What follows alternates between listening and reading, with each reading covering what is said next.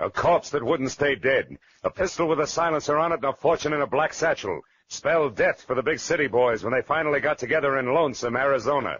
Population, 802. From the pen of Raymond Chandler, outstanding author of crime fiction, comes his most famous character as CBS presents The Adventures of Philip Marlowe.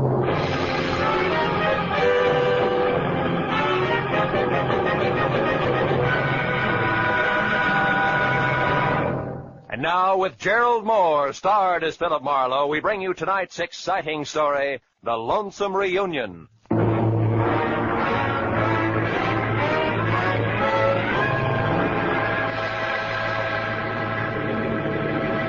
At 8,000 feet on a clear afternoon, you can see enough Arizona real estate to become an authority on the subject. And as I huddled around a circle of window aboard an American Airlines flagship and gaped like a 2 weeks with pay vacationer at the carpet of sand, stone, and cactus unrolling a slow inch at a time below, I was impressed. Also, I was thinking about a job which was providing both the switch and scenery and 2 crisp $100 bills, less the cost of a round-trip ticket from L.A. to the capital city of Phoenix. But then, at the thought of money, I stopped sightseeing and started to think about the work ahead and how easy it had sounded that morning in my office. When Kay Gordon, who was something pretty and blonde, but slightly tarnished for 28, had hired me, all in one breath. Marlowe, my brother Joe Gordon is in a room at the Granada Court Hotel in Phoenix, Arizona. In one hand, he no doubt has his usual smelly cigar. In the other, a small suitcase filled with a mess of papers, all legal, all proper. You fly there, pick up the suitcase, fly back. For that, $200 cash. Yes or no? Yes, on one condition. The papers, do I get to see them? If I look, I go. All right, you look. Good, I go. Goodbye. That was the way it had started an hour after breakfast. Lunch was alone and at the airport, then it would wait until I'd seen Mr. Joe Gordon, a man who was willing to pay a lot for a little. My plane dropped out of the sky over Phoenix gently at 3. At 3:15, I was in room 111 of the Granada Hotel and only 36 smelly inches away from the usual cigar. The man behind it was heavy, pale, and maybe 40. And like his sister, Joe Gordon was overbearing in a hurry. This, Marlowe, is the bag. These, the papers. Stocks, bonds, and mortgages. In themselves, worthless to anyone else. They're non-negotiable. But as information to my competitors, they're priceless. Satisfied? More or less. Meaning what? Exactly what is your line, Mr. Gordon? Oh, I'm a broker. One who bets on long shots. When they come in, I don't like to split with the boys who sit on their hand. Anything else? Yeah. I've got some time to kill before I fly back. Do I take the bag now or later? You take the bag now, Marlowe. Okay. And, don't let go of it until you're with my sister in L.A. I'm paying you money to stay away from my enemies, not to shop for trinkets.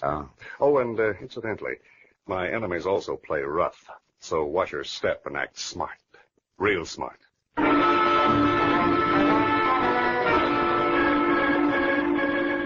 I still had 2 hours to kill when Gordon locked the bag and handed it to me after dropping the key in his pocket. So I decided to take a room there at the Granada Hotel, shave, shower, and stretch. The sleepy clerk in the lobby was not in a hurry, nor did he hear anything I said the first time.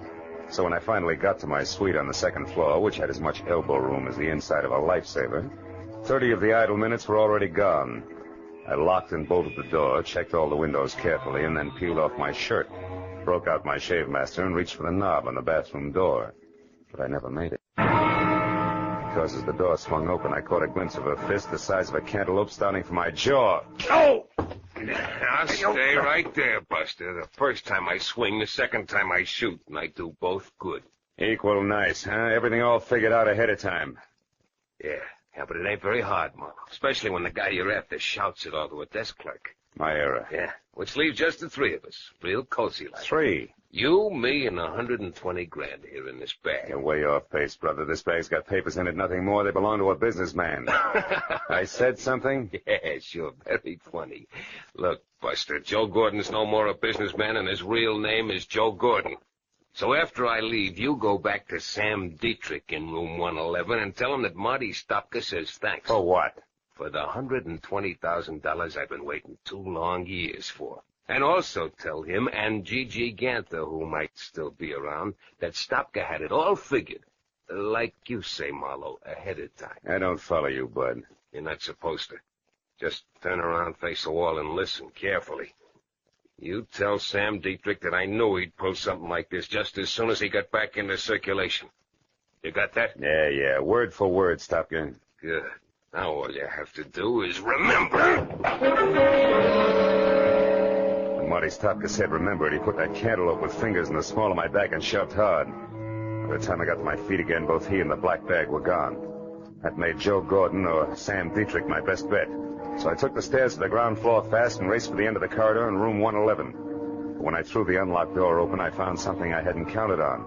A curtain flapping in the breeze of an open window and nothing more. The desk drawers, the closet, the bureau empty. And on an end table next to the telephone, a bus schedule unmarked. At that, I was beginning to get very mad at a private detective with public patsy named Philip Marlowe. Then the telephone rang, and when I answered it, the operator said that she had a long-distance call for Joe Gordon. I said thanks, I'd take it. Hello? Sam, this is Kay. Marlowe? Yeah, honey, Joe Marlowe is in Brother Gordon, remember? Oh, I can explain all that, Marlowe. Oh, sure, baby, but not now, later. Later, after you've had a chance to think up a few more lies. All right. So I didn't tell you the whole story. What's the difference? Did you get the bag? I did, but I didn't get to keep it very long. Something ugly named Stopka wanted either it or my life, so I made a quick decision. Stopka has the bag. Oh, that's great. Yeah, isn't it, though? What? One thing, baby. I'm the decoy with suitcase for some kind of shenanigan that's wrapped around 120 grand, which you and Sam Dietrich have. And there's a trio in the act. Namely, Sam Dietrich, Marty Stopka, and one G.G. Ganther. Gigi? Marlowe, have you seen Gigi? Have you, Marlowe? Maybe yes, maybe no.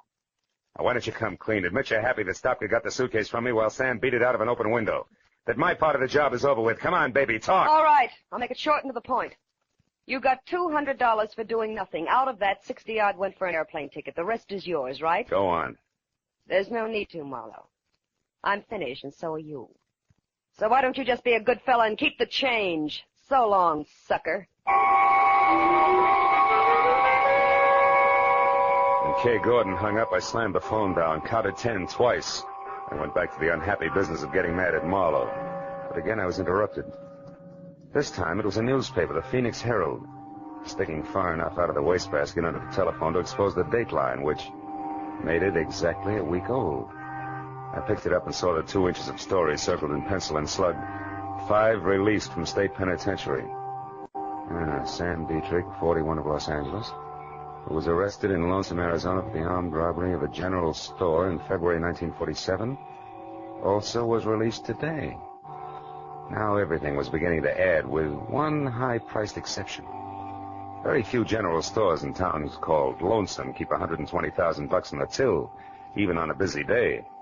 So I headed for the office of the Phoenix Herald and the chance that I could learn something about the cash involved from newspapers that were 2 years better than 1 week old.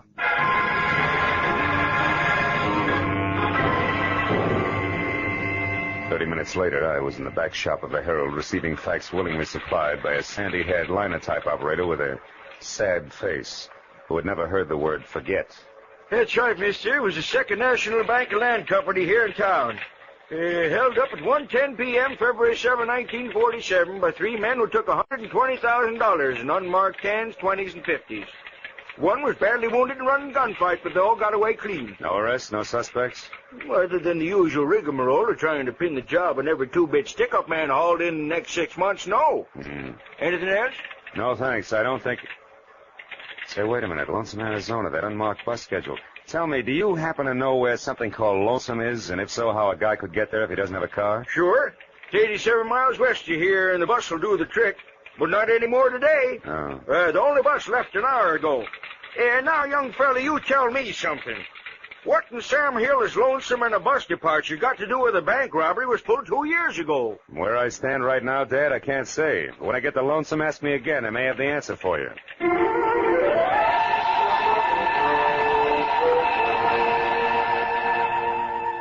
I was 30 minutes renting a car and an hour and 30 minutes getting to Lonesome. Population 802. I drove without seeing anything that could possibly be mistaken for Sam Dietrich. And I was about to turn back when I saw something that brought my right foot down hard on the brake. It was a brand new green Nash standing outside a motel. California license plate. I got out of my car and got a look at the registration card wrapped around the steering wheel. It said Catherine E. Gordon. The motel only had 3 cabins that showed any light. The first belonged to the manager and the second to Kay. Close to an open window, I saw the man Kay was talking to. He was an ex-convict and part-time broker named Sam Dietrich.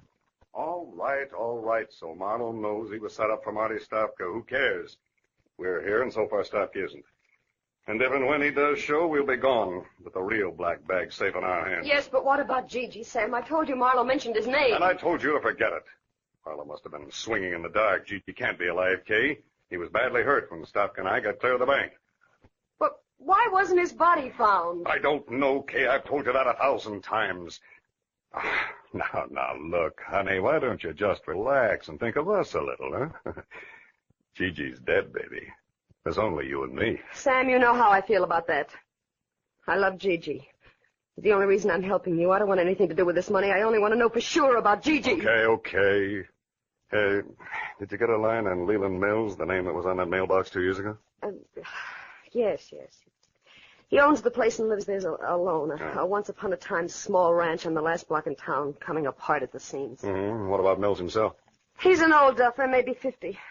Lives close to the fireside, day in and day out. Good. That means I can handle him without any trouble. And now, look, baby, it's 7 now. At 9, this town will be fast asleep, and at 10, I'll take care of everything.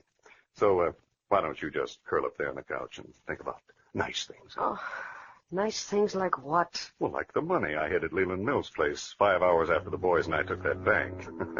The $120,000 that's soon going to be back here with me where it belongs. Dad, I took my cue and left because one Leland Mills was a man to be forewarned while 10 o'clock was still 3 hours away. I was 10 minutes finding his place, which was on the edge of town, and another 2 locating the doorbell, which was the kind you pull to start a bunch of jingling inside. It was 3 pulls later before the door creaked slowly open, and what had to be Leland Mills stood in front of me. He was shaggy, gray hair curling on the sides of his neck, a face with 1,000 crisscross wrinkles and dirty old clothes. Everything I'd expected with one exception. Gripped firmly in both hands and pointed directly at my head was a long rifle. Who are you? Mr. Mills? Maybe. Well, I'm a private detective named Philip Marlowe, also someone who knows that there's $120,000 in cash hidden here on your grounds. $120,000? To the penny, yes. 2 years ago, Mr. Mills, a Phoenix bank was robbed by 3 toughs named Dietrich, Stopka, and Gigi Ganther. Gigi? That's a queer name. It's not important, old man, but this is. Now, somehow or other, that stolen money was hidden here, in or around your place. And tonight, one of those men is due back to collect. That, of course, means trouble for you. You think we should call the law? No, not yet. If we play it smart, we can get the dough spotted first in at least one of the 3. All right, Mr. Marlowe. If you're sure of what you're saying, I only hope you are. Oh, I'm sorry about this gun here. I don't like poachers on my land. Yeah, we all have our pet peeves. Now, Mr. Mills, I want you to sit tight till I get back, and no matter what happens, don't open that door for anyone. Have you got that? Mm-hmm. Yep. Where are you going? To town. To check on the only 2 things that can possibly give us any unexpected trouble. One a nasty man named Marty Stopka, and the other a guy I've never even seen. The elusive Mr. Gigi Ganther. I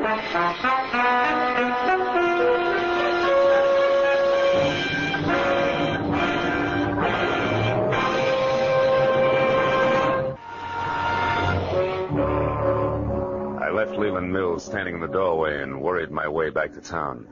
If Stopka and Gigi Ganther had no more trouble getting to Lonesome than I did, a reunion about as quiet as a truckload of hot dynamite was due to take place any minute.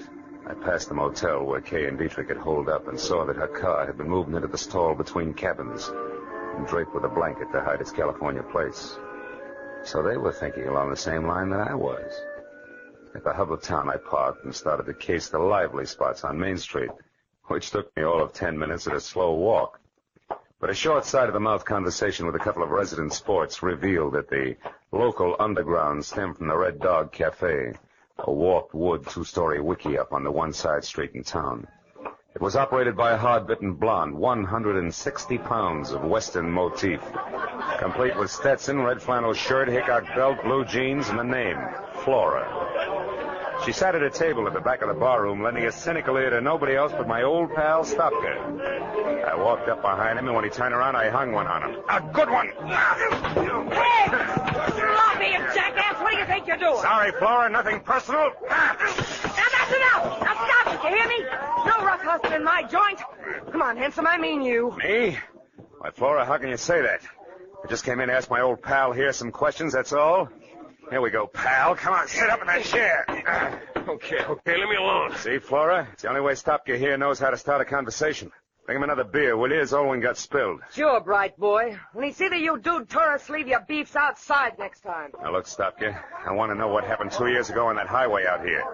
You guys split up, didn't you? You better talk, Stopka. All right, we split up. The heat was on bad, and Gigi was half dead already from a cop slug in his back. Dietrich had all the dough, right? What do you think?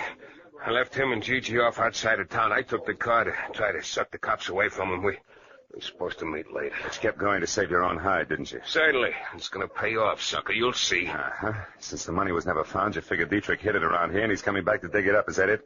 Keep guessing, Chalmers. Maybe we ought to loosen your jaw again, Stopka. Oh, you two! Now try to loosen him, handsome, and by Sadie, I'll plug you. Well, a real genuine 44. What museum just swiped that from, Flora? Never mind. Got a legal right to defend the peace and quiet of my joint, and after 22 years in this dodge, I know how to do it. Now, I asked you nice once, now I'm telling you. You, get out. That back door there. Hey, sure, I'll go, sister. Thanks for nothing. Hey, wait a minute, Flora. Don't let that lug get away. Shut up. Now, you sit down right there and count up to 50. Then you leave by the front, quietly. Okay, you win. 1, 2, 3... Flora, look out, he's back. What? Sorry, Eddie. You buzzer bait! I'll leave this cannon on the back steps. So long, Flora. I beat it out the back door and into an alleyway between the shacks. Stopka was still in sight, but walking fast, and when I took after him, he saw me and started to run. There was a hard, flat sound, like someone striking wet sand with a hammer. Stopka faltered and lurched up on his toes as if he'd suddenly changed his mind about running. At the same instant, on a wall, even with him, I saw the shadow of a man, holding a pistol with a long, awkward barrel. The hard, flat sound came again. Stopka curled up on himself and fell. And the shadow slid off the wall, disappeared. I ran for the wounded man, but by the time I got to him, there was no trace of the gunman. I rolled Stopka over. He was hit hard, slipping away fast. Silencer. Gigi always used a silencer. That punk Gigi. He's dead, huh? You wise guys never know when to quit, do you? You're in real trouble now, handsome. Hey, wait a minute. I didn't do this. How come I couldn't hear the shots, a silencer? Yeah, that's right. Trademark of a guy named Gigi Ganther. All I saw of him was his shadow on that wall there. Say, what kind of law have you got in this town, Flora? None. Except the highway patrol, they stop in every night. Okay, call him. Get him over here. This guy's Marty Stopka, wanted for a bank job, nearly 2 years old. No kidding. Who are you, his trainer? I'm a private detective who's got no business here, except I don't like to be pushed around. Now listen, do you know Leland Mills' place at the edge of town? Sure. Well, you get the cops out to Mills' place by 10:30, do you understand? That's where the big attraction's going to be, if I can keep Gigi and his silencer from interfering again. Now let me down, beautiful. I won't let you down, handsome. For a city boy, you're all right.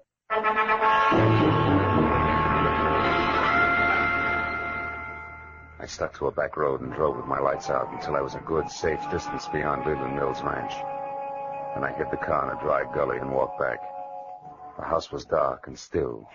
I thought once of what might have happened to Mills if Gigi had gotten there ahead of me. I kept in the shadows and worked my way across the yard to the back door.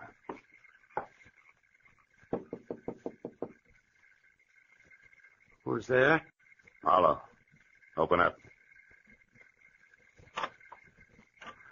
I was beginning to worry. It's pretty near 10 o'clock. Yeah, I know. Seen anybody so far? No. Nope, not a soul. Been watching close, too.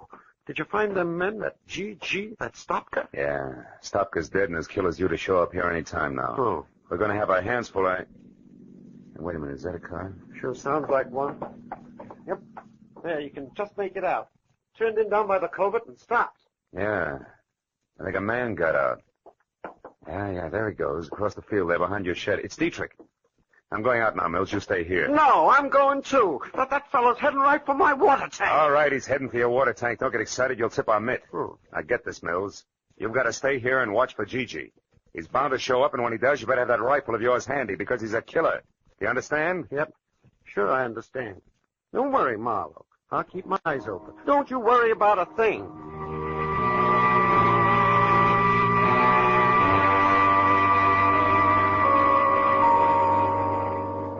moved out of the door and started across the yard, I knew I was getting myself out on a nice, long limb. Leland Mills was about as reliable as William Tell with their hiccups, and the apple was on my head. It was too late to back up, so I skirted the barn, stayed below the crest of a low rise, and moved toward the elevated water tank until I heard a shovel biting dirt. I got a comfortable grip on my gun and headed up over the rise to where I could see. Yeah, it was Dietrich, all right. He was bent over under the tank and working on a hole as if his life depended on it. He didn't even look up until I was almost on top of him. Who is it? Who's there? Who is it? Me, Mr. Gordon. Marlowe. Marlowe? How did you get here? Wasn't easy, Sammy boy. But I had to come and apologize for losing your precious bag full of waste paper. You sure picked a dangerous time to show, sucker. You were fired once. Too bad you can't take a hint. Uh-huh. And being tagged as a patsy is lousy for my business, Dietrich. You should have thought of that. So just leave your hands on that shovel handle, Sam, and keep on digging. Maybe I'll let you take a peek at that $120,000 before I turn you both over to the police. Go on, dig. No. Not so fast, Marlowe. Mills, I told you to stay in the... Hey, that's quite a pistol. Don't move. Neither one of you. I'll kill you if you move. You, Marlowe, drop your gun. Drop it. So this is where it's been all the time. $120,000.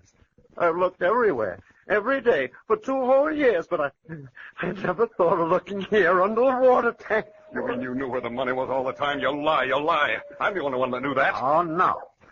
One night 2 years ago, I heard a noise in my barn. It was a man groaning. I looked in and I saw him. He was wounded.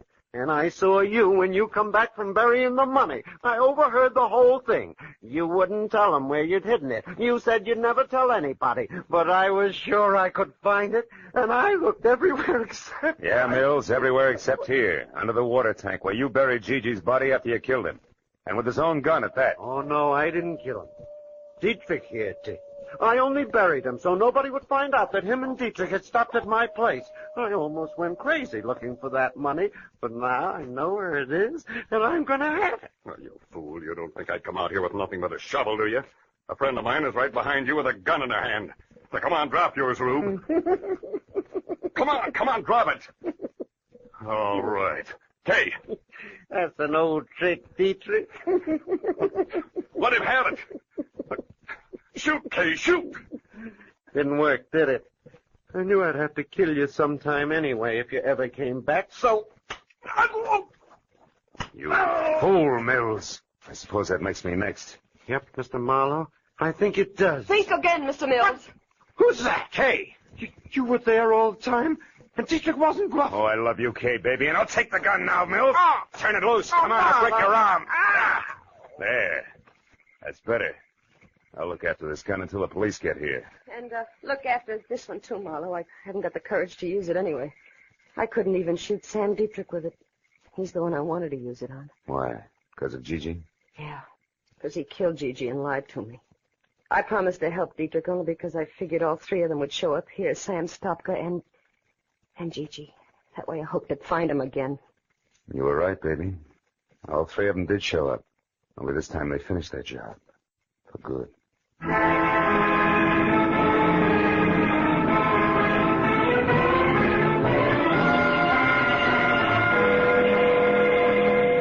was 10:30 on the nose when we got back to the house. And the highway patrol had just pulled up. So the question and answer period started, and by the time it was over, all the field work finished up. 4 hours plus had gone by. It took some fast conversation, a lot of promises to stay handy, but finally, Kay was left with me. After all, her only real mistake had been falling in love with the wrong kind of a guy. When the last patrol car drove away, the desert was suddenly very still. The stars were small and sharp in the clear sky. The air was cold. Maybe that was why Kay Gordon trembled. Marlowe, I'm sorry about all this. I got you into it, remember? Mm-hmm. You also got me out of it, Kay. Well, I can forget about Gigi, now that I know for sure what happened. And all because of a jerk named Leland Mills. No, Mills was a desperate guy, Kay. After he buried Gigi, he just about went nuts trying to find the money. When he finally realized Dietrich was the only one who could lead him to it, he shot Stopka and would have killed anybody else. Keep him from interfering with Dietrich until he uncovered the hiding place. You know, in a way, Marlowe, it was a horrible trick of fate. They both picked the same place to bury things. Not really. Mills and Dietrich had the same jobs to do, under the same conditions. They each had to bury something in a hurry and in the dark. So both of them picked a spot where the ground was soft and one that was clearly marked at the same time, under the water tank. Yeah. And it... Marlowe, I'm kind of scared. I don't like this place. This spooky little town. It's the end of nowhere. Yeah. I wouldn't be caught dead here myself. Let's go, baby. I walked Kay to a car. Started her safely on her way. So long, sucker. She waved once, then drove down the road and out of sight without looking back. Soon even the sound of the motor was gone. A long night, and a strange reunion. And now 2 lonely lights were the only sign of life in Lonesome, Arizona. I stood on the empty highway for a few minutes and listened to the immense quiet of the desert. Then I went back to my rented car and headed for Phoenix and a plane home.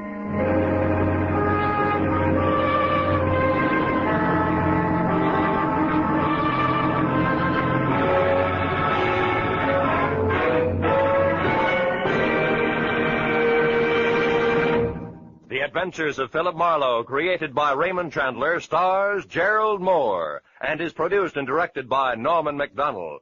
Script is by Mel Donnelly, Robert Mitchell, and Gene Levitt. Featured in the cast were Joan Banks, Edgar Barrier, Virginia Gregg, Jeff Chandler, Bill Boucher, and Jack Crucian. The special music is by Richard O'Runt. Be sure and be with us again next week when Philip Marlowe says... It was a weird racket that mushroomed in a world of gaudy canvas. And the man with purple hair, the inquisitive midget, and the lady with strong hands each played a part. But all that was only a sideshow when death got into the act.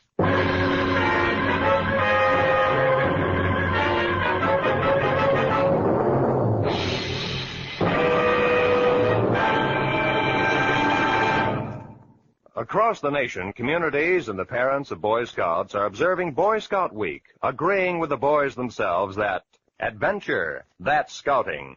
Now stay tuned for Gangbusters, which follows immediately over most of these same CBS network stations. This is Roy Rowan speaking for CBS, the Columbia Broadcasting System.